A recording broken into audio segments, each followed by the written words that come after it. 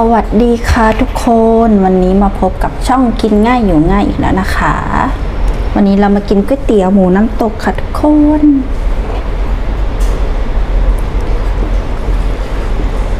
นี่กินกันเลยค่ะ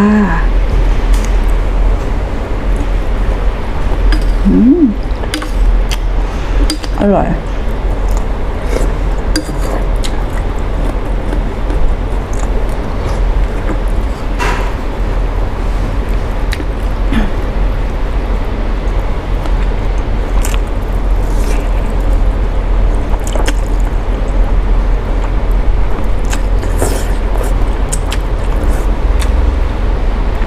ตับ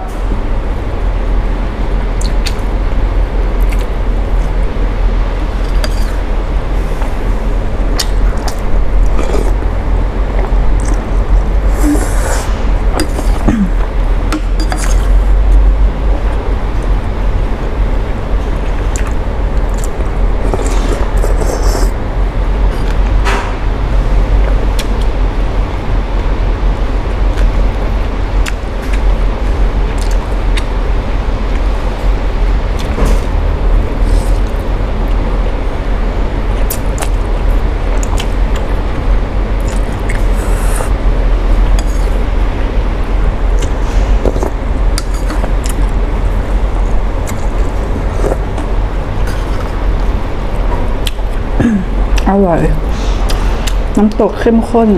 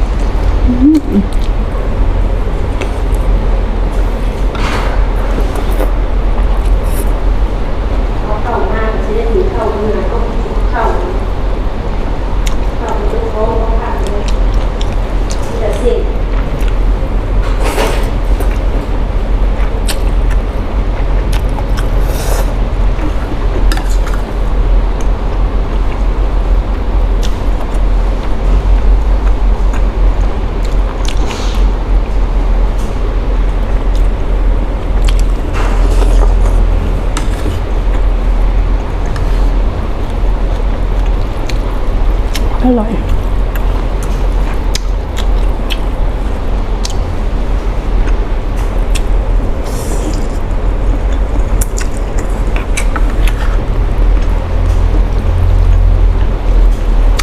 ฝนตกนะคะทุกคนไม่รู้ว่าจะมีเสียงฝนหรือเปล่า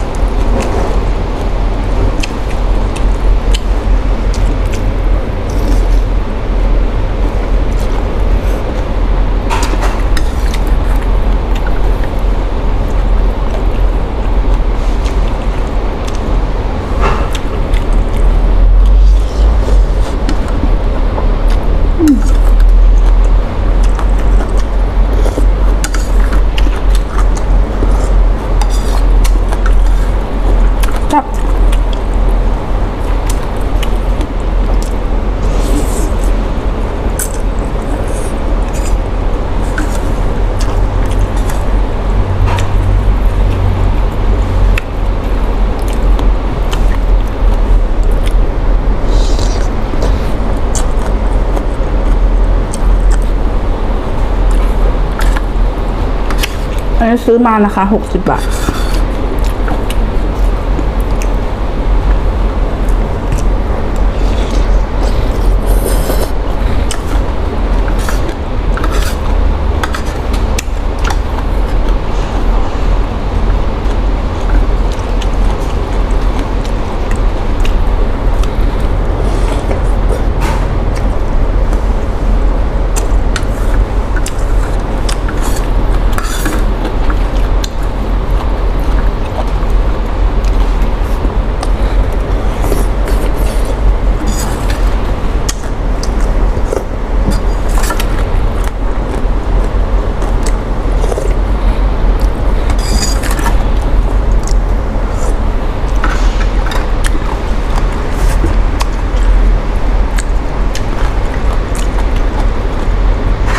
อิ่มแล้วนะคะทุกคนสำหรับคลิปนี้ก็